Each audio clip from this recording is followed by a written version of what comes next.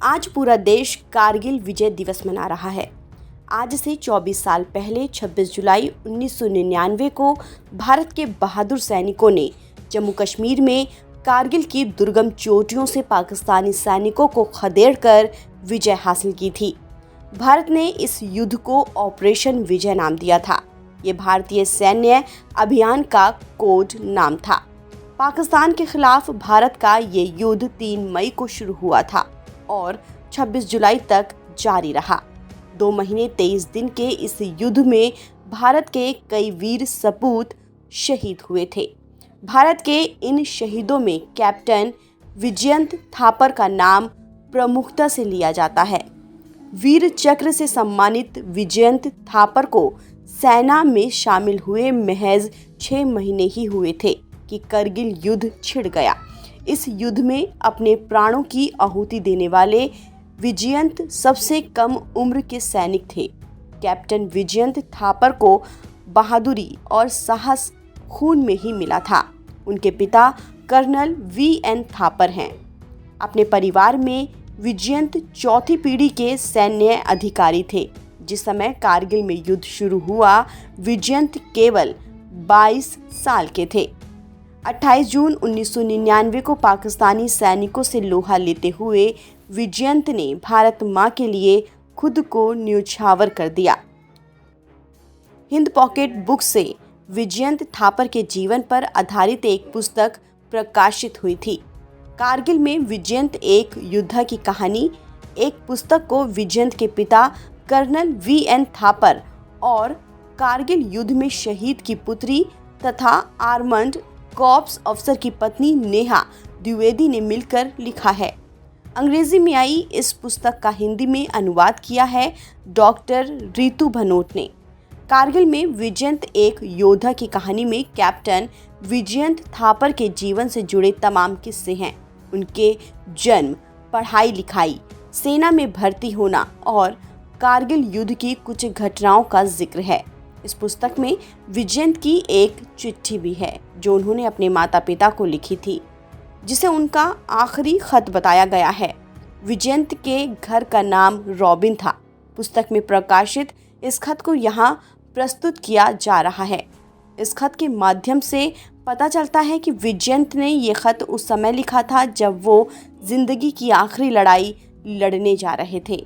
उन्हें पता था कि चंद सैनिकों की टुकड़ी पाकिस्तान की बड़ी सेना के साथ युद्ध लड़ने जा रही है, तो इसका परिणाम क्या होगा। इसलिए विजयंत को साफ नजर आ रहा था कि वो इस युद्ध में अवश्य शहीद होंगे। अहम बात यह है कि विजयंत ने अगले जन्म में भी एक सैनिक होने की कामना की थी। प्रिय पापा, मामा, बडी और ग्रैनी, जिस समय आपको ये पत्र मिलेगा उस समय तक मैं स्वर्ग में अप्सराओं के बीच से आप सबको देख रहा हूँगा। मुझे ज़िंदगी में कोई खेद नहीं है। अगर फिर से इंसान के रूप में मेरा जन्म हुआ तो मैं फ़ौज में भर्ती होकर अपने देश की सेवा करूँगा। अगर आप लोग आ सकते हैं तो कृपया आकर उस जगह को ज़रूर देखिए जहाँ भारतीय सेना ने अपने आने वाले कल के लिए लड़ाई लड़ी थी। जहाँ तक हमारी यूनिट का सवाल है तो नए जवानों को इस बलिदान के बारे में ज़रूर बताया जाना चाहिए। मुझे आशा है कि मेरी तस्वीर एक कोय मंदिर में करणी माता के साथ रखी जाएगी। हमारे शरीर में अंगदान के तौर पर जो भी अंग लिया जा सकता है उसे ज़रूर लिया जाए। कृपया कुछ पैसे अनाथ आश्रम को दे दीजिएगा और हर महीना 50 रुपए रुखसाना को देते रहिएगा और योगी बाबा से भी ज़रूर मिलिएगा। बडी को मेरी शुभकामनाएं। कृपया इन लोगों के बलिदान को कभी मत भूलिएगा।